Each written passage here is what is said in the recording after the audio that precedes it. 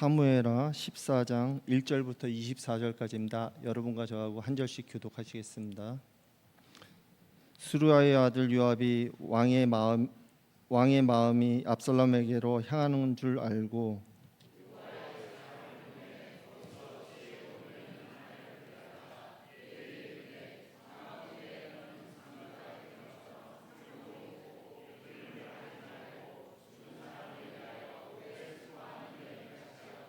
왕께 들어가서 그에게 이러이러하게 말하라고 요압이 그의 입에 할 말을 넣어 주니라.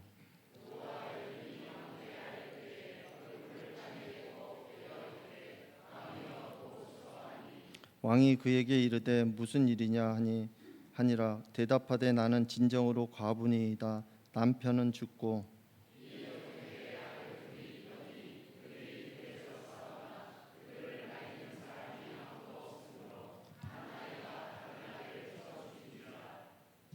온 족속이 일어나서 당신의 여종 나를 핍박하여 말하기를 그의 동생을 쳐 죽인 자를 내놓으라. 우리가 그의 동생 죽인 죄를 갚아 그를 죽여 상속자 될 것까지 끊겠노라 하오니 그러한즉 그들이 내게 남아 있는 숯불을 꺼서 내 아들의 이름과 씨를 세상에 남겨두지 아니하겠나이다 하니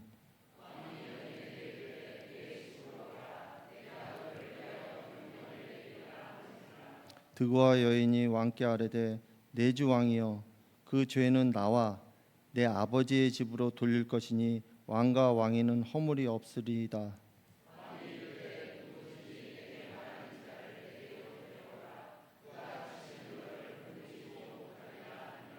여인이 이르되 청하건대 왕은 왕의 하나님 여호와를 기억하사 원수 갚는 자가 더 죽이지 못하게 하옵소서. 내 아들을 죽일까 두렵나이다 하니 왕이 이르되 여호와께서 살아계심을 두고 맹세하노니 내 아들의 머리카락 하나도 땅에 떨어지지 아니하리라 하니라.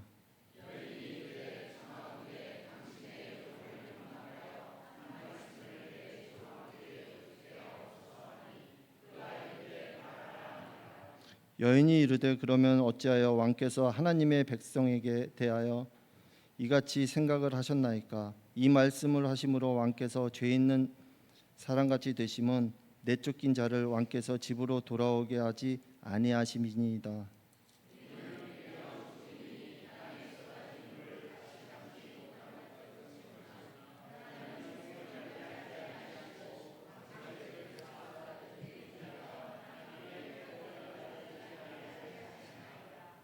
이제 내가 와서 내 주 왕께 이 말씀을 엿듣는 것은 백성들이 나를 두렵게 하므로 당신의 여종이 스스로 말하기를 내가 왕께 여쭈오면 혹시 종이 청하는 것을 왕께서 시행하실 것이라.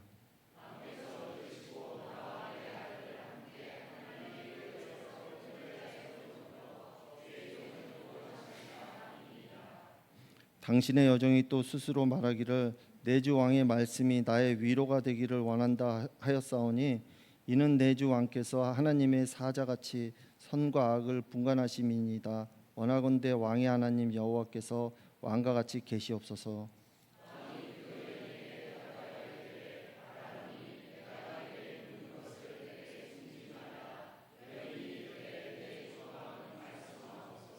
왕이 이르되 이 모든 일에 요압이 너와 함께 하였느냐 하니 여인이 대답하여 이르되 내 주 왕의 살아계심을 두고 맹세하옵나니 내 주 왕의 말씀을 좌로나 우로나 옮길 자가 없으리이다. 왕의 종 요압이 내게 명령하였고 그가 이 모든 말을 왕의 여종의 입에 넣어 주었사오니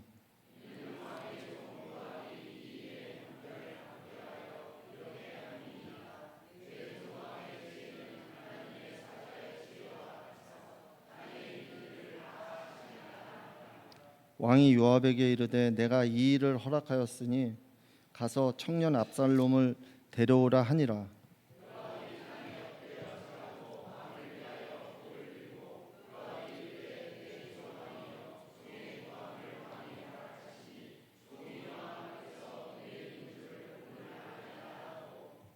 요압이 일어나 그술로 가서 압살롬을 데리고 예루살렘으로 오니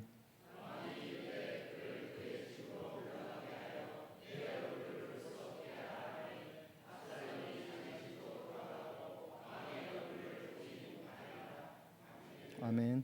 이 시간 사무엘하 연속설교 24번째 원칙을 넘어서는 마음이라는 제목으로 이두성 목사님 말씀 전하실 때 은혜의 시간 되시기 바랍니다.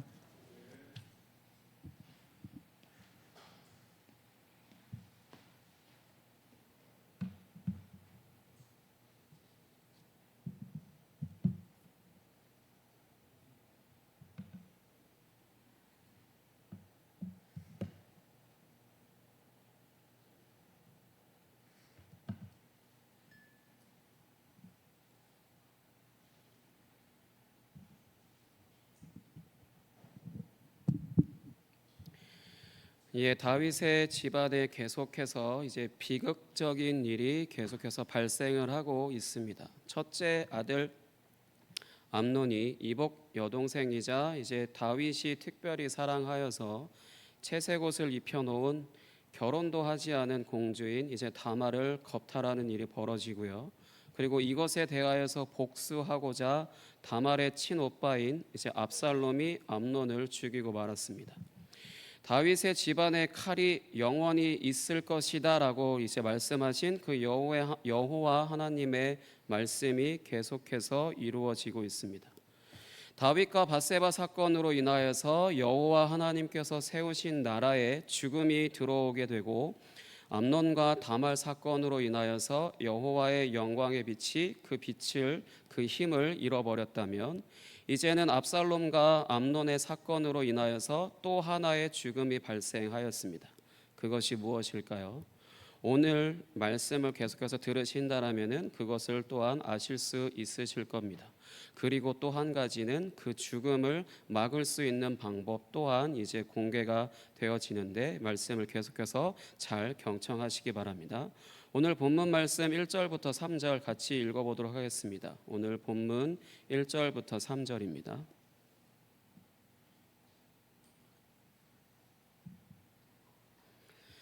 본문 말씀 1절부터 3절 같이 읽겠습니다. 시작. 스루야의 아들 요압이 왕의 마음이 압살롬에게로 향하는 줄 알고 드고아의 사람을 보내 거기서 지혜로운 여인 하나를 데려다가 그에게 이르되 청하건대 너는 상주가 된 것처럼 상복을 입고 기름을 바르지 말고 사람을 위하여 오래 슬퍼하는 여인같이 하고 왕께 들어가서 그에게 이러이러하게 말하라고 요압이 그의 입에 할 말을 넣어주니라.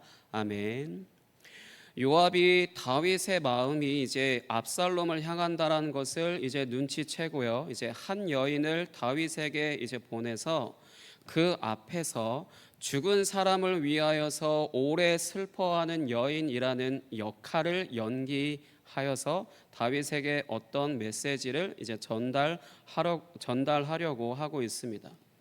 요압이 지금 사용하는 방식은 얼마 전 이제 다윗이 밧세바를 취한 것에 대하여서 책망하려고 나단 선지자를 보내신 여호와 하나님의 방식과 동일한 것이라고 할 수 있습니다.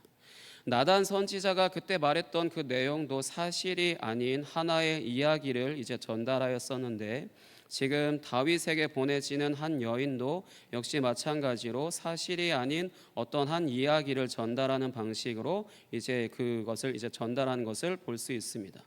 다윗에게 이제 전하고자 하는 내용, 요압이 다윗에게 무언가를 전달하고자 하는 내용은 4절부터 오늘 본문 말씀 4절부터 7절까지 기록이 되어 있습니다.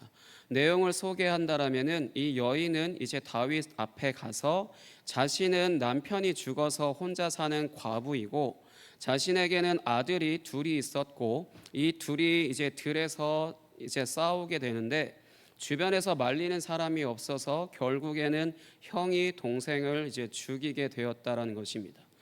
그랬더니 이제 자신이 속해 있는 그 족속, 그 마을에 있는 사람들이 자신에게 와서 그 동생을 죽인 형을 내놓으라 이렇게 이야기하면서 그 형을 죽여서 그 집안의 씨를 말려버리겠다라고 이렇게 핍박을 한다라는 것입니다. 그러면서 이제 이런 내용을 또 다른 그림 언어를 사용하여서 이제 자신에게 남겨져 있는 이제 불을 꺼버려서 이 형을 죽인다라고 하는 것은 자신에게 남겨져 있는 부를 꺼버려서 남편의 이름과 씨를 세상에서 없이 하려고 한다고 말을 합니다. 지금까지 들으실 땐 굉장히 부당한 것 같고 왠지 여인의 말을 들어줘야만 할 것 같잖아요. 이 이야기가 지금 들으실 때 무슨 생각이 드십니까? 이 이야기가 이제 무엇을 이제 생각나게 하십니까? 형과 동생이 바뀌었지만 이제 암논과 압살롬의 이야기, 그 암논과 압살롬의 이야기가 바로 이제 전 단락에 있었던 암논과 압살롬의 이야기가 생각나실 겁니다. 요압이 한 여인을 이제 다윗에게 보내어서 연기를 하게 한 것은 바로 암논과 압살롬 사건에 대하여서 이제 다윗에게 전하고자 하는 내용이 있어서인 것을 이제 알 수 있습니다. 하지만 이제 그 전에 이 이야기는 성경의 다른 어떤 이야기를 가지고 온 것입니다. 그것은 뭐냐면 최초의 형제 살인 사건이라고 할 수 있는 가인과 아벨 사건 이야기를 가지고 와서 각색한 것입니다. 그대로 가지고 오진 않고 그 이야기를 이제 본따서 가지고 와서 각색하여서 이제 여인을 통하여서 그걸 전달하게 한 것입니다. 가인과 아벨 이야기를 잠깐 요약해서 말씀드리자면 이제 가인이 아벨을 이제 들에서 좀 보자, 나 좀 보자, 좀 이따 나 좀 보자, 뭐 이렇게 이야기하고는 이제 같이 들에 나가서 아벨을 그냥 돌로 쳐 죽여버렸습니다. 그리고 이제 여호와께 저주를 받고 이제 그 땅에서 쫓겨나게 된 상황에 누구라도 이제 나를 만나면 나를 죽일 것 같다라고 하는 이런 두려움에 이제 사로잡히게 되어서 여호와께 막 호소하는 내용이 있죠. 창세기 4장 14절 찾아서 한번 읽어보도록 하겠습니다. 스크린들 참고하시고요. 창세기 4장 14절 같이 함께 찾아서 읽어보도록 하겠습니다.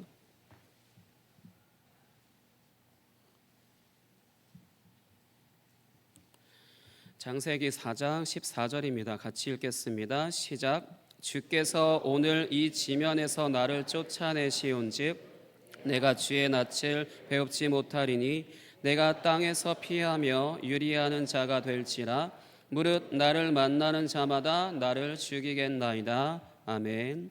아까 여자가 다윗에게 말했던 그 내용과 동일하죠. 이제 들에서 형제끼리 싸우다가 형이 동생을 쳐서 죽이게 되었고 이 형을 내놓으라고 협박하는 사람들 때문에 두렵다라는 것입니다. 다른 것이 있다라면은 가인은 자기 스스로 이제 죽을까 두려워한 것이라면은 이제 이 여인은 다윗의 앞에 온 이 여인은 엄마로서 자식을 위한 마음에 또 아들을 또 하나 잃어버리게 될까 하는 그런 마음에 두려워하는 것이라고 할 수 있습니다. 이것이 차이가 있다라고 할 수 있고요. 나머지 내용은 그대로 가인과 아벨 사건 그대로 가지고 온 것입니다. 이것도 역시 요압이 의도한 바라고 할 수 있습니다. 그냥 무턱대고 캐스팅을 아무렇게나 미스캐스팅을 한 게 아니라 다 철저하게 다 짜놓고 이렇게 캐스팅을 한 거라고 할 수 있습니다. 요압이 이렇게 가인과 아벨 이야기를 각색하여서 이제 다윗에게 메시지를 전하는 의도는 다윗이 일단 먼저 율법의 사람인 것을 잘 알기 때문입니다. 그렇기 때문에 다윗에게 어떤 메시지를 전한다라면은 율법에 있어서 어떤 말씀을 통하여서 말을 하는 것이 이제 다윗에게 확실하게 그 의사를 전달할 수 있기 때문에 그렇게 요압이 이런 식으로 이제 전달한 것이라고 할 수 있습니다. 그래서 이제 8절부터 11절 보시면 이제 다윗은 여인의 말을 듣고 그 여인이 간청한 대로 그 아들을 누구도 죽이지 않게 하겠다라는 결정을 내립니다. 왠지 의로운 결정 같죠? 죽이려고 하는 자를 당연히 보호하겠다라고 하는 그 결정, 왠지 율법이 이렇게 말씀하는 것 같잖아요. 하지만 특이하게도 여인이 9절에 보시면 그 죄는 나와 내 아버지의 집으로 돌릴 것이니 왕과 왕위는 허물이 없으리이다라고 이제 좀 이상한 대답을 합니다. 왜냐하면 지금 다윗의 결정은 율법을 위반하는 것이기 때문입니다. 지금 다윗의 결정은 율법을 위반하는 것입니다. 여인의 아들을 보호해달라고 하는 그 간청에 다윗이 당연히 왠지 율법은 생명을 존중하기 위한 것으로 쓰여진 것 같아서 그 다윗이 이렇게 알겠다라고 대답한 것이 율법적으로 대답한 것 같은데 사실은 다윗의 지금 결정은 율법을 위반하는 것입니다. 왜냐하면 율법에서는 살인한 자는 반드시 죽이라고 반복적으로 기록되어져 있습니다. 왜냐하면 율법이라고 하는 것의 기본 정신은 눈에는 눈, 이에는 이라고 하는 것이 이제 원칙이 율법의 문자적이고 기본적인 원칙이기 때문입니다. 즉 다윗도 사실은 율법대로 행해야 하는 자리인 이제 왕이잖아요. 왕이기 때문에 율법의 원칙대로 한다라면은 압살롬을 죽여야 하는 것이 당연한 결정인 상태였습니다. 그래서 여인의 이야기 속 사람들이 이제 여인에게 와서 동생을 죽인 형을 내놓으라라고 하는 것도 사실은 율법적으로는 정상적인 반응입니다. 그 살인한 자를 반드시 그 지역에서 데리고 이제 말 그대로 그 자리에서 돌로 쳐 죽이는 그걸로 인하여서 율법은 그렇게 말씀을 하고 있기 때문에 이 사람들이 여인에게 와서 동생을 죽인 형을 내놓아라라고 이렇게 협박하는 것이 전혀 이상하지 않고요. 지극히 율법적입니다. 오늘 말로 치면 지극히 하나님의 말씀대로 하는 겁니다. 근데 헌데 왜 율법을 잘 알고 있는 다윗이 왜 이런 결정을 내렸을까요? 왜 율법을 위반하는 그런 결정을 내렸을까요? 실수일까요? 계속해서 12절부터 17절에서는 여인이 이제 다윗에게 온 의도를 이제 드러내게 됩니다. 방금 이런 대답을 얻어내고 그러고 나서 이제 여인이 다윗에게 온 의도를 이제 드러내는데 그 중에 13절과 14절만 같이 읽어보도록 하겠습니다. 본문 말씀 13절과 14절입니다.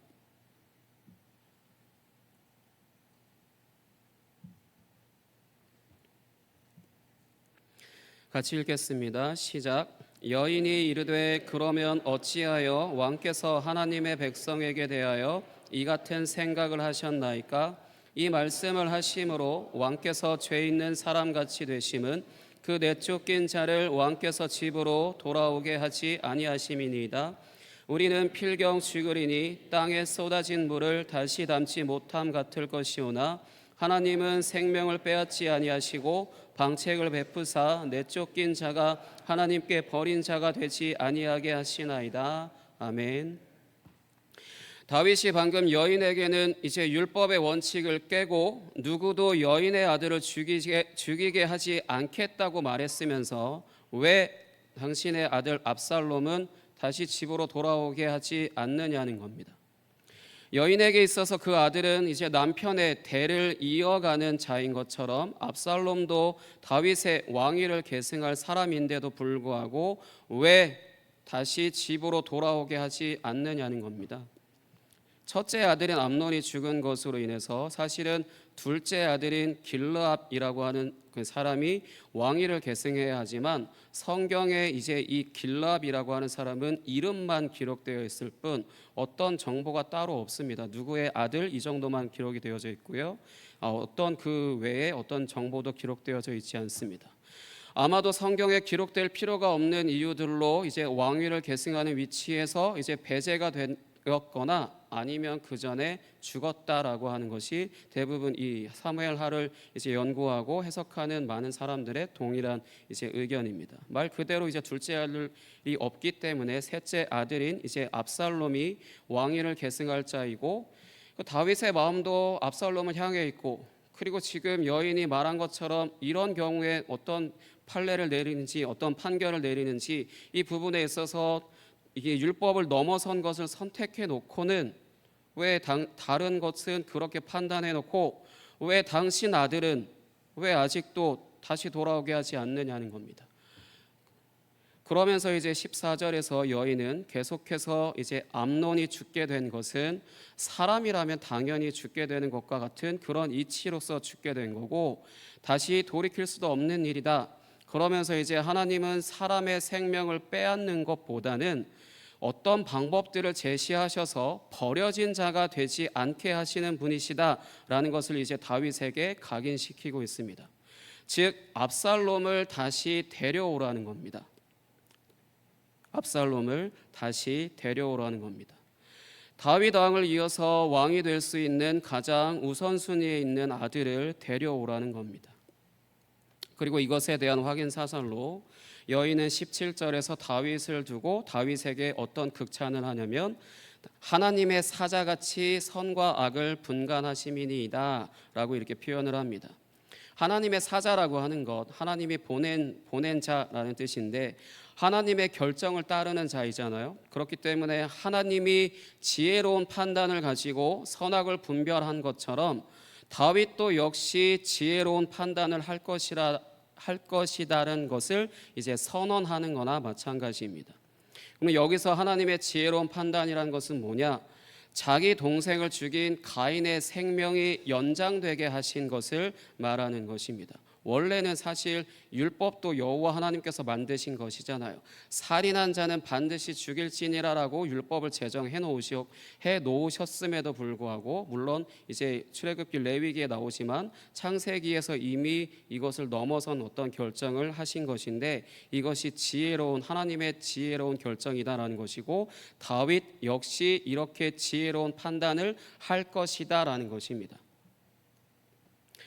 그러니까 이런 여호와 하나님의 판단처럼 다윗도 압살롬을 이방 나라에서 그냥 살게 하는 죽어 있는 상태로 그대로 이제 내버려 두지 말고 다시 집으로 돌아오게 하는 이제 생명을 주는 결정을 하라는 것입니다.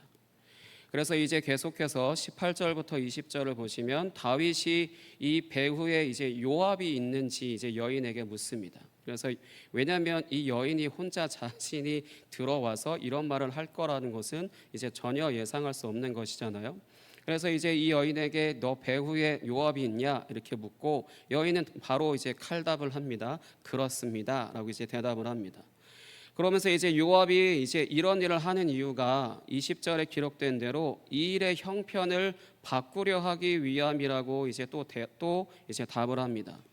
요압이 바꾸려고 하는 그것은 지혜로운 다윗이 지금 그저 율법의 원칙대로만 행하고 있는 것을 넘어서게 하는 것입니다. 율법의 원칙대로 행하고 있는 것을 넘어서서 다윗이 지혜롭게 판단하게끔 하기 위해서 요압이 이런 일을 이제 저질렀다라는 것입니다.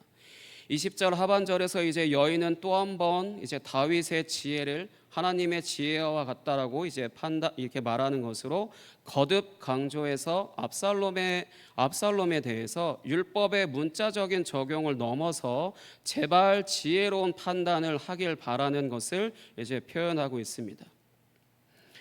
율법이라고 하는 것, 우리가 보고 있는 구약 성경에 기록되어져 있는 이 율법이라는 것은요, 율법의 문자적인 것은 사람이 자기 스스로 내가 죄인이다라고 하는 것을 알게 하는 것이 가장 최대치라고 할 수 있습니다. 율법이 할 수 있는 것이라고는 그 율법을 통하여서 날 봤을 때 내가 죄인이구나, 내가 죽을 수밖에 없구나, 내가 여호와의 백성에서 끊어질 수밖에 없구나, 내가 정말로 영원한 사망에 처할 수밖에 없구나라고 하는 것을 알게 하는 것이 가장 최대치라고 할 수 있습니다. 하지만 지혜는 이것을 넘어서는 것이라는 것을 알 수 있습니다. 과연 이 지혜는 지금 무엇을 말하고 있을까요? 다윗에게 무엇을 하라고 이제 요청을 하고 있을까요? 그것은 다윗이 압살롬을 다시 집으로 돌아오게 하는 결정을 하게 되는 것이 무엇을 의미하는 것인지를 말하는 것입니다.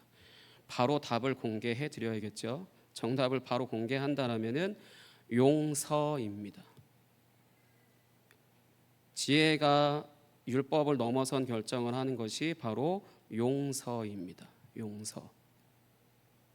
요압은 다윗이 압살롬을 이제 용서하길 바라는 마음에 한 여인을 다윗에게 보내서 이제 연기를 하도록 한 것이고 그것이 결과적으로 받아들여졌기 때문에 요압은 이제 다윗 앞에 엎드려 절하고요. 그리고 다윗을 축복한 후에 왕께 은혜를 받았다라고 이제 말을 합니다.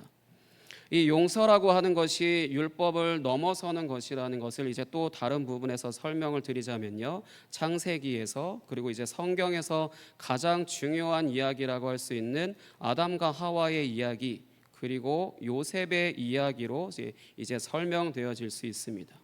11장에서 이제 다윗과 밧세바 사건을 시작으로 암논과 다말 사건과 그리고 압살롬과 암논의 사건 그리고 오늘 본문 말씀에 공통적으로 등장하는 캐릭터가 하나 있습니다. 아마도 성경을 자세히 읽으시고 또 예습을 해오셨다라면은 이제 뭔가 특이한 어떤 한 사람을 어떤 한 캐릭터를 발견하셨을 텐데 그것은 바로 지혜자입니다. 지혜자. 아까 말씀드렸듯이 다윗과 밧세바 사건, 그리고 암논과 다말 사건, 그리고 압살롬과 암논의 사건, 그리고 오늘 본문 말씀에 공통적으로 지혜자라고 하는 캐릭터가 이제 등장을 하게 됩니다. 다윗과 밧세바 사건에서는 나단 선지자가 그 역할을 했다라면은 이제 암논과 다말 사건과 압살롬과 암논 사건에서는 간교한 자라고 이제 소개된 요나답이 있었고요. 그리고 지금은 요압이 보낸 여인이 이제 있습니다. 그래서 이 말씀들을 잘 살펴보면 일종의 지혜라고 하는 것이 이 모든 사건을 이제 주도하여서 이끄는 것 같은 이제 인상을 이제 남기게 됩니다. 그래서 다윗의 자녀들에게는 거짓된 지혜가 자신의 목표인 죽음의 길로 인도하는 것이고, 그리고 다윗에게는 참된 지혜가 다윗을 옳은 길로 인도하는 것이라고 할 수 있습니다. 이것에 대한 자세한 부분은 잠언 성경의 지혜로운 여인과 우매한 여인 이 비유를 통하여서 성경이 자세하게 말씀하고 있는데, 그런 것처럼 지금 지혜라고 하는 것이 다윗의 자녀들에게는 거짓된 지혜가 이제 죽음이라고 하는 목적을 이루기 위해서 그들에게 어떠한 액션을 했다라면은 이제 다윗에게는 참된 지혜가 다윗을 옳은 길로, 물론 죄를 지었지만 옳은 길로 인도하는 것이라고 할 수 있습니다. 뱀이라고 하는 간교한 존재가 하와에게 와서 선악을 알게 하는 나무의 열매를 먹게 하여서 죽음으로 이끌었다라면은 이제 하나님께서 이 죽음의 상태에 있는 자들을 용서하신 것을 의미하는 가죽옷을 입혀서 살아가게 하시는 것을 이제 연상시키고 있는 것입니다.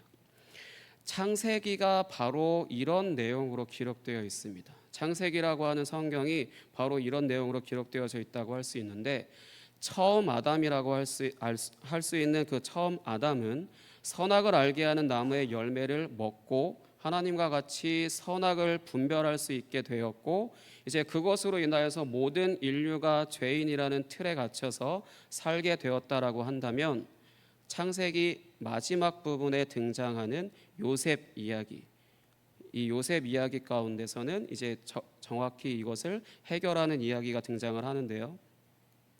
요셉이 이집트의 총리가 되고 이제 그들 앞에 나타난 자신을 버린 형들을 용서하는 이야기로 마무리를 지어서 이 세상에 들어온 죄를 하나님께서 처리하시는 방식이 용서인 것을 알게 하는 것이 바로 창세기의 중요한 주제 중의 하나입니다.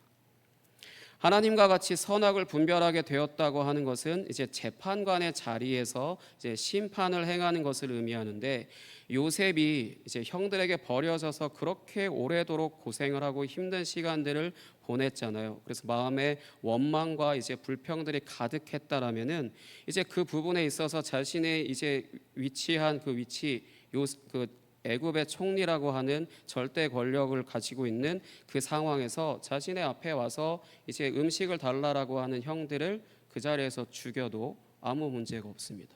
그들에게 은혜를 베풀지 않아도 아무런 문제가 없습니다. 왜냐하면 눈에는 눈, 이에는 이로 행한다라면은 그렇게 하더라도 어느 누구도 요셉을 뭐라 할 사람이 없고요. 별로 문제가 될 것이 아닙니다. 하지만 아시다시피 요셉은 형들을 용서하였습니다. 열매를 따먹은 아담이나 아니면 자신들의 힘으로 자신을 버린 형들과는 달리 요셉의 이러한 결정은 열매를 먹지 말라라고 하신 하나님의 계명에 순종한 것이었기 때문에 죽음을 멈출 수 있는 것이었습니다. 다윗 자신이 밧세바 사건으로 인해서 아담처럼 먹은 죄를 이제 저질러서 열매를 먹은 죄를 저질러서 죽음이 이스라엘 안으로 들어오게 되어서 다말과 암논을 죽게 하고 압살롬까지 이제 죽은 것이나 다름이 없는 상황에 하나님이 그러셨고 요셉이 그랬던 것처럼 용서를 행한다라면은 어쩌면요 이스라엘 안에서의 비극이 여기서 멈춰질지도 모릅니다. 하지만 안타깝게도 다윗은 율법의 문자적인 것은 넘어섰지만 그렇다고 해서 온전한 용서를 행하지는 않았습니다. 오늘 본문 말씀 23절과 24절로 확인해 보도록 하겠습니다. 본문 말씀 23절과 24절입니다.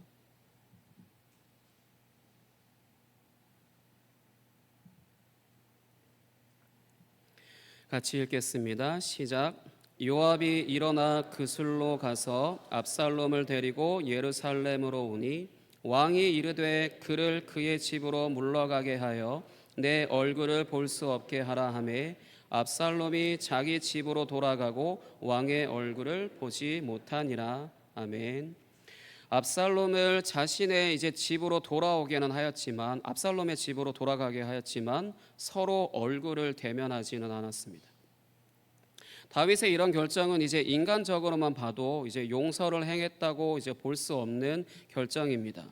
3년이라는 긴 시간을 이제 떨어져 지낸 아들이 집으로 돌아왔는데 그런 아들을 환대하지 않는다라는 것은 이제 용서라고 하는 모양은 혹시 갖추었어도 안에 내용물은 없는 것이죠. 용서라고 하는 모양은 갖췄어도 진짜로 마음을 다해 용서하거나 하지 않았다라는 것이 이제 이런 모양으로 갖춰진 것인데, 다윗의 이런 행동은 이제 압살롬에게 이제 서운한 마음을 남기게 되고 이제 또 다른 죽음을 낳는 꼴이 되어 버리게 됩니다. 그 다음 죽음은 무엇인지는 그 본문 말씀에서 이제 드러나게 될 거고요. 그 전에 이제 오늘 말씀을 통하여서 압살롬이 암논을 죽인 것으로 인해서 이스라엘에 발생한 또 하나의 죽음이 무엇인지를 말씀드리겠습니다. 그것은 가인이 아벨을 죽인 후에 이제 죽을까 두려워하는 것을 이제 호소하자 하나님은 가인에게 표를 주셔서 죽지 않게 해주셨지만 어떻게 하셨냐면 여호와 앞을 떠나서 살게 하신 것과 같습니다. 창세기 4장 16절로 확인해 보겠습니다. 창세기 4장 16절입니다. 창세기 4장 16절입니다. 같이 읽겠습니다. 시작. 가인이 여호와 앞을 떠나서 에덴 동쪽 놋 땅에 거주하더니. 아멘. 압살롬이 암논을 죽인 후에 도망하여서 예루살렘으로부터 130km나 그 정도나 떨어진 그술이라고 하는 곳에서 사는 것과 이제 똑같은 결과입니다. 가인이 여호와 앞을 떠났다라고 하는 것은 단순히 이제 에덴 동산에서 멀리 떠났다라고 하는 이런 물리적인 것을 이야기하는 것이 아니라 하나님의 백성에서 끊어져서 하나님의 얼굴을 보지 못하게 되었다라는 것입니다. 그러니까 말 그대로 하나님의 임재로부터 멀어진 삶을 이제 살게 되었다라는 것이죠. 그런 것처럼 이제 하나님의 백성에서 끊어진 것을 의미하는 것이기 때문에 압살롬도 비록 예루살렘으로 혹 돌아왔음에도 불구하고 다윗 왕의 얼굴을 보지 못하였다는 것은 이 압살롬도 역시 마찬가지로 하나님의 백성에서 끊어진 것이라는 것을 의미하는 것입니다. 그리고 동시에 이스라엘도 역시 하나님의 임재로부터 이제 멀어지는 삶을 이제 멀어지는 시간들이 이제 일어난다는 것입니다. 정리한다라면은 다윗의 죄로부터 시작된 이스라엘의 죽음이 암논과 다말 사건을 통하여서 하나님의 임재의 빛을 상실하게 만들고, 그 다음으로 이제 압살롬이 암논을 죽이는 이 사건을 통하여서는 하나님의 임재로부터 멀어지는 죽음을 이제 발생시키는 것을 보여주고 있습니다. 이스라엘이 하나님의 임재로부터 멀어졌다라고 하는 것은 이스라엘이 하나님의 복으로부터도 배제된 것이나 마찬가지이기 때문에 그동안 하나님이 주신 복이라고 하는 생육하고 번성하여 땅에 충만하고 정복하고 다스리라라고 하는 것이 멈추게 된 것을 의미하는 것입니다. 하지만 한 가지 이제 이 죽음을 끝낼 수 있는 힌트가 공개되었습니다. 계속해서 끝도 없이 또 다른 죽음을 낳고 죽음이 또 다른 죽음을 낳고 죽음이 또 다른 죽음을 낳는 이런 죽음의 사슬이 계속해서 이어져 가고 있는 이런 상황 가운데서 이것을 끊을 수 있는 힌트가 하나 공개되었습니다.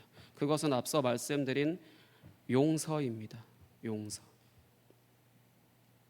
이스라엘의 왕이 눈에는 눈, 이에는 이라는 이제 선악을 판단하는 심판을 행하지 않고 용서라는 희생을 선택하게 될 때 이 죽음의 사슬은 끊어지게 됩니다. 하나님이 다윗을 용서하신 것처럼 다윗도 압살롬을 온전하게 용서했다라면 끝났겠지만 그렇지 않았기 때문에 이제 이어지게 되는데, 이것이 바로 인간 왕의 한계입니다. 아무리 다윗이 메시아적인 존재로 세워졌다 하더라도 다윗이 인간인 그 이상도 그 이하도 아닌 것입니다. 그래서 다윗을 비난할 것도 없는 게, 사람은 본래 이렇게 연약합니다. 죄에 대해서 누구나 다 이렇게 연약할 수밖에 없습니다. 하나님의 마음에 합한 사람이라고 하더라도, 하나님이 정말 특별히 선택한 이제 사람이라고 하더라도 하나님 앞에서 치명적인 죄를 지을 수 있고 온전히 용서하지 못할 수도 있습니다. 사실 우리도 그렇잖아요. 안 그러신가요? 여러분들은 모든 사람들을 다 용서하시고 그렇게 살고 계신가요? 저만 용서 못하는 사람인 것 같은데, 나에게 피해를 입히고 손해를 입히고 다치게 하고 억울하게 하고 하는 모든 사람들을 전부 다 용서할 수 있으세요? 우리는 그렇게 할 수 없습니다. 연약한 인간이기 때문에. 그렇기 때문에 성경에 좋은 내용만 기록되어져 있어야 될 것 같은 성경에 실패하고 실망스러운 내용들이 정말 엄청나게 기록되어져 있는 것은, 하나님께서 사람을 창조하셨지만 그 사람이 죄로 인하여서 망가졌기 때문에 다 똑같이 아무런 것도 기대할 것이 없다라는 것입니다. 그 누구도 특별한 사람이 없고, 그 누구도 의로운 사람이 없고, 그 누구도 완벽한 사람이 없기 때문에 그 누구에게도 기대할 것이 없다라는 것입니다. 신앙적인 것이나 윤리적인 것이나 도덕적인 것이나 그 어떤 것도 완벽한 사람이 없다라는 것입니다. 성경을 그냥 표면적으로 봤을 때 이 부분이 너무 많이 읽혀지게 되죠. 근데 이런 기대할 것이 없는 사람들을 하나님이 택하셔서 꾸준히 구원 계획을 이루어 가시다가 결국 어떻게 이 구원 계획을 완성하시는지를 기록한 것이 바로 성경입니다.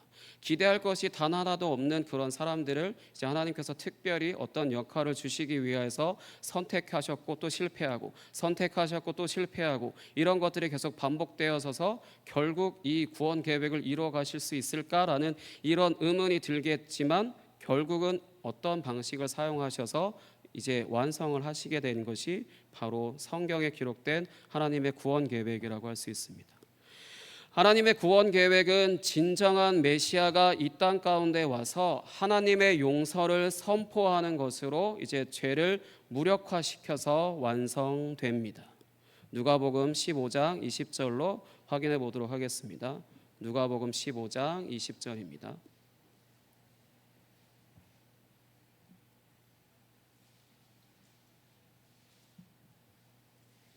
누가복음 15장 20절 같이 읽겠습니다. 시작. 이에 일어나서 아버지께로 돌아가니라. 아직도 거리가 먼데 아버지가 그를 보고 측은히 여겨 달려가 목을 안고 입을 맞추니. 아멘. 다들 아시는 말씀이시죠? 집 나갔던 아들을 이제 다시 받아주는 아버지에 대한 말씀입니다. 아버지의 유산을 미리 땡겨서 받는, 이제 땡겨서 받는다라고는 하는 표현이 아버지 오늘로 죽으셨어요? 이렇게 말하는 것 같은 말 그대로 뭐라고 해야 되죠? 폐륜이라고 할 수 있는 그런 아버지에게 깊은 상처를 남기는 그러한 일인데, 그렇게 해서 미리 유산을 다 땡겨 받아서 이제 나가서 살다가 그걸 다 탕진하고 돌아온 아들을 이제 다시 환대해 주는 이런 아버지의 이야기를 통하여서 하나님 아버지께서 이런 용서하는 아버지인 것을 말씀하고 있습니다. 당시의 문화상 이제 어른이 30세 이상 되는 어른, 남자 어른이 뛴다라고 하는 것은 명예가 떨어지는 이제 경박한 것을 의미하는 것인데, 아들을 본 아버지가 이렇게 뛰었다라고 하는 것은 이거 하나만 봤을 때는 그냥 말 그대로 너무나 반가운 나머지 자신의 명예도 생각할 겨를 없이 뛰어갔다라고 하는 것으로 우리가 이해할 수 있는데요. 이것도 사실 은혜롭지만 또 역시 당시의 문화상 이제 이런 아들이 집 나갔던 아들, 이런 이제 아버지에게 몹쓸 짓을 하고 나갔던 아들이 다시 마을에 들어왔을 때 마을 사람들이 각각 집에서 접시 하나씩을 들고 나온다라고 합니다. 들고 나와서 그 접시를 그 아들 발밑에 두고 깨트려 버린다라고 하는데, 이렇게 깨트린다는 의미는 우리는 당신 못 받아주니까 다시 나가, 우리는 받아줄 생각 없으니까 나가라고 이렇게 추방시키는 그런 문화가 있다라고 합니다. 그래서 그 일이 벌어지기 전에 아버지가 재빠르게 이렇게 달려서 그 아들을 환대해 버린 겁니다. 환대해 버린 이야기입니다. 그러니까 말 그대로 뛰었다라고 하는 것도 명예가 실추되어지는 것이고, 이제 이 아들이 집 동네로 들어왔다라는 것을 마을 사람들이 발견하고 이제 알게 된다라면은 접시를 들고 와서 깨트리게 되는 그 의식을 행해 버리면 아버지라고 하더라도 이제 그 아들을 어찌할 수 없기 때문에 그 마을 사람들이 그 아들에게 가기 전에 재빠르게 뛰어서 그 아들을 데리고 집으로 들어가서 환대를 하는 것으로 이 아들은 내가 다시 다 복원시켰다, 뭐 이런 의미라고 할 수 있습니다.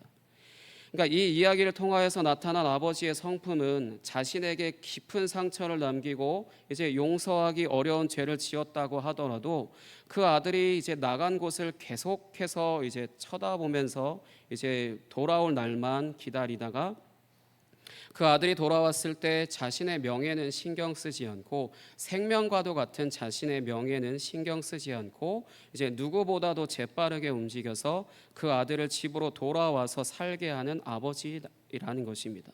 이 이야기를 통하여서 나타난 아버지의 성품은요, 이런 분이 바로 우리가 아버님이 아닌 아버지라고 부르는 하나님 아버지이십니다. 이런 하나님 아버지의 사랑이 가장 잘 나타난 것이 바로 십자가입니다.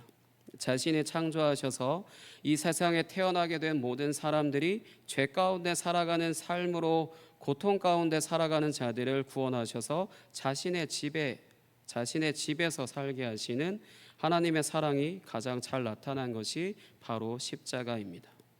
하나님께서 창조하신 세계 안으로 죄를 끌어들인 사람들을 미워서 버리지 않으시고, 그 다음에 정욕과 자랑을 채우는 것으로 날마다 실패하는 이제 사람들이 아닌 그 정욕과 자랑을 이기시고 하나님의 용서를 선포하시는 십자가에서 우리를 대신하여 죽으시는 것으로 죽음을 이기신 예수 그리스도를 통하여 드러난 하나님 아버지의 사랑, 그 사랑 안에서 우리가 오늘도 살아가고 있음을 기억하시기 바랍니다. 그 부분에 있어서 우리가 그 사랑을 정말로 받았다라고 한다라면은 우리도 역시 우리를 힘들게 하고 고통스럽게 하고 손해 입히고 피해 입히고 아프게 했던 사람들을 용서할 수 있어야 합니다. 그렇게 용서를 하게 될 때, 할 수 없죠. 하지만 그 용서를 하게 될 때 하나님 아버지의 사랑이 내가 이해할 수 있는 것이고, 그걸 깊이 경험할 수 있는 것이고, 동시에 죽음을 끊게 되고 나의 삶의 고난을 끊게 되고 환난을 끊게 되고 죄를 끊게 되는 것입니다. 구약 성경의 율법의 말씀처럼 눈에는 눈, 이에는 이, 하나님의 말씀대로잖아요. 오늘날의 표현으로 치면 하나님의 말씀이라고 하는 원칙대로 한다라면은 그 원칙대로 행한 대로 다시 돌려받게 됩니다. 어느 순간에는 내가 아니라면 나의 가족이 이렇게 다 돌려받게 되어지는데, 그것을 끊는 것은 용서밖에 없습니다. 하나님의 말씀, 구약에서의 하나님의 말씀은 율법이라고 하는 원칙이다라면 신약의 하나님의 말씀이라고 하는 것은 예수 그리스도께서 주신 그 세 계명, 내가 너희를 사랑한 것 같이 너희도 서로 사랑하라, 그 사랑하라라고 하는 것이 하나님의 말씀이기 때문에 우리가 그 하나님의 말씀을 적용해서 산다고 했을 땐 구약에 있는 원칙을 따라가는 것이 아니라 하나님의 마음을 따라가는 것이라고 할 수 있습니다. 그런 마음을 따라가서 내가 행동하게 되고 결정하게 될 때 내 삶에 끊어지지 않는 죄들, 내 삶에 끊어지지 않는 고난들, 내 삶에 끊어지지 않는 슬픔과 환난들을 끊을 수 있는 것이라고 할 수 있습니다.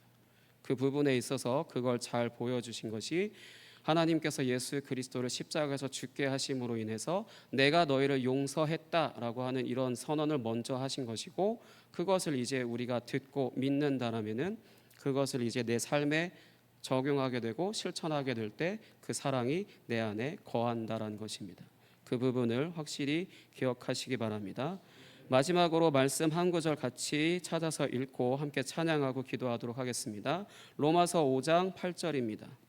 로마서 5장 8절입니다.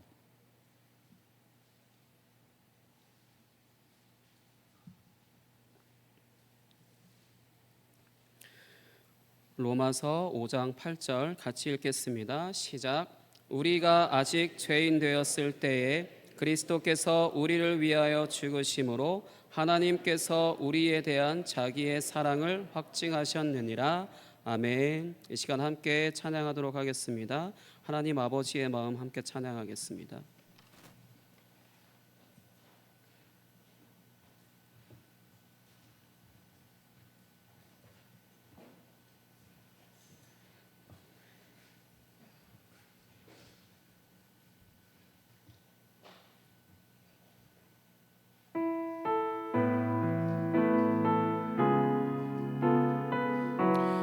우리를 사랑하시는 하나님 아버지의 마음, 그 십자가를 생각하시며 함께 찬양하겠습니다.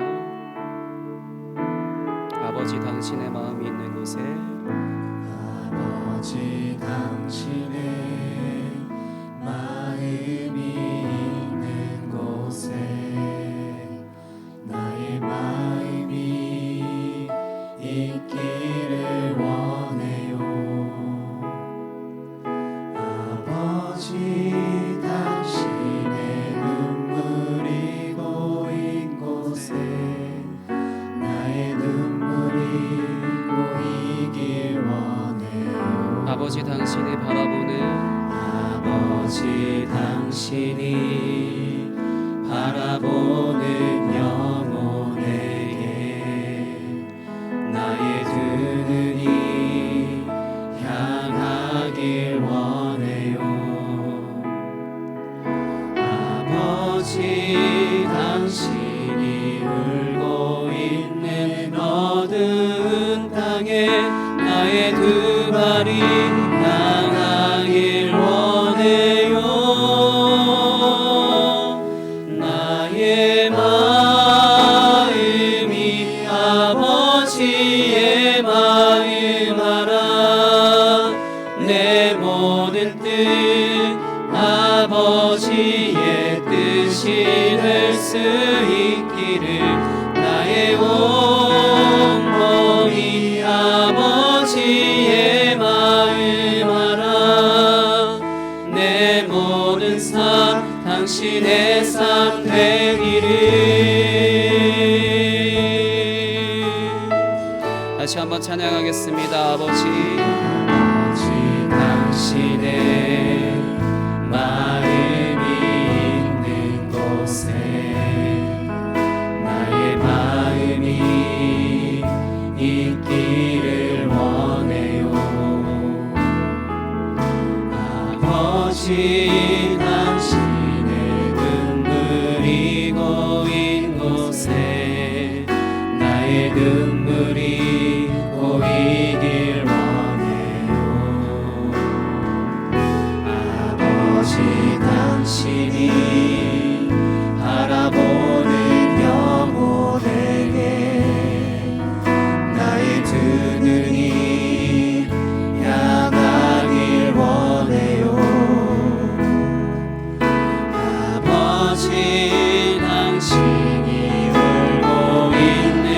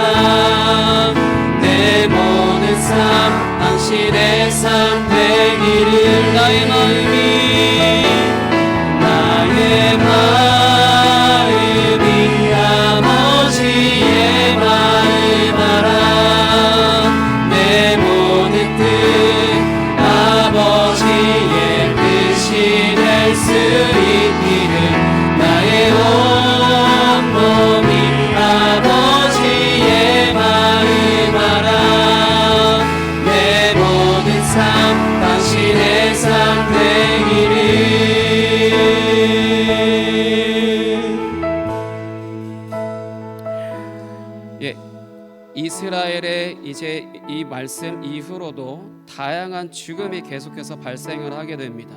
그만큼 죄는 파괴적이고 강력하기 때문에 그 어떤 모양으로든 계속해서 그 죽음은 계속해서 자기가 할 일을 하게 되죠. 하지만 이것을 끊을 수 있는 것 오직 용서이라고 하는 것이 오늘 말씀에서 이제 힌트로 공개되어졌고, 이것이 하나님 아버지께서 자신의 아들을 우리를 대신하여 죽게 하시는 것으로 온 인류의 죄를 용서했다라고 하는 이런 선언으로 이미 다 끝내셨습니다. 그러나 우리의 삶에 아직도 억울한 일이 있고 힘든 일이 있고 괴로운 일이 있고 손해보고 피해 입고 어떤 갑질을 당하고 그런 일들이 우리의 삶에 벌어지게 되는데, 하나님이 그것을 가지고 우리에게 어떻게 대응하라고 말씀하시냐면, 내가 너희를 보호해 줄게 라고 말씀하시는 것도 있겠지만요, 너희가 먼저 용서하라라고 이렇게 말씀을 하십니다. 왜? 내가 너희를 계속해서 사랑해왔기 때문에, 계속해서 그 사랑을 부어줬기 때문에 이제 너희가 그들을 용서할 수 있을 만큼 장성했다라고 믿는다라는 것이죠.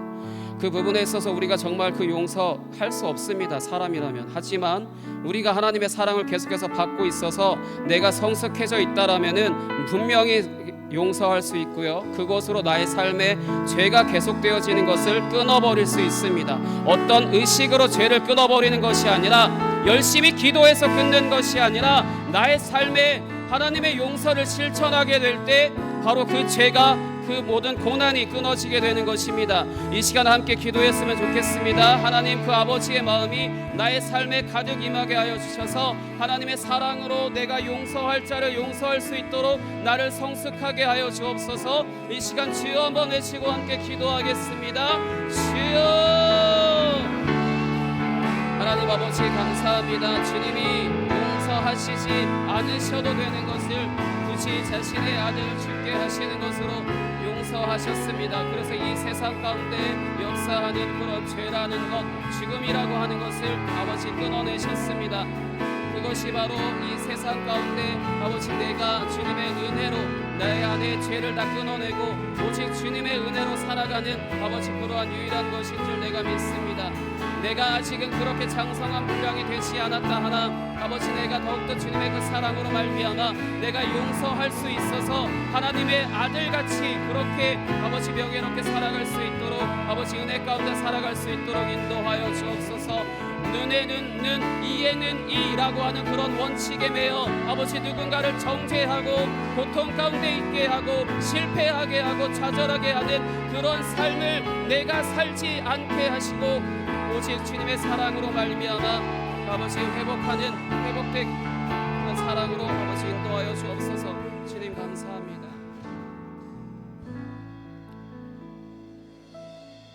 하나님 아버지 감사합니다. 눈에는 눈, 이에는 이라고 하는 이런 원칙을 주님께서 다 끊으시고 아버지 오직 죽음을 이기심으로 말미암아 우리 가운데 하나님 나라를 선물하셨고 우리로 말미암아 주님의 은혜 안에 거하게 하신 것 감사합니다. 그러나 우리는 아직 용서하지 못하고 아직 우리는 이 세상 가운데 여러 가지 일들에 인해서 힘겨워하고 고통스러워하나 그것을 끊어낼 수 있는 유일한 길은 오직 우리가 장성한 분량에 이르도록 예수 그리스도를 닮아가서 하나님의 사랑으로 말미암아 용서를 행하는 것인 줄 믿습니다. 우리가 용서할 수 있도록 우리의 사랑의 그 크기를 더욱더 키워주시고 우리가 인격적으로 성숙하게 하시며 예수 그리스도를 닮아가게 하여 주옵소서. 그래서 이 세상 가운데 갈수록 어두워진다 하더라도 이 어둠 가운데 오직 예수 그리스도의 그 용서하심, 그 십자가라고 하는 것을 밝히 비추는 그런 삶이 나의 삶이 될 수 있도록 주님 인도하여 주옵소서. 그것을 우리가 흉내내는 것이 아니라 주님께 우리가 배움으로 말미암아 그것을 실천할 수 있도록 주님 인도하여 주옵소서. 그렇게 행하실 주님을 기대합니다. 오직 주님만 홀로 영광 받아 주옵소서. 감사합니다. 살아계신 예수 그리스도 이름으로 기도하였습니다. 아멘.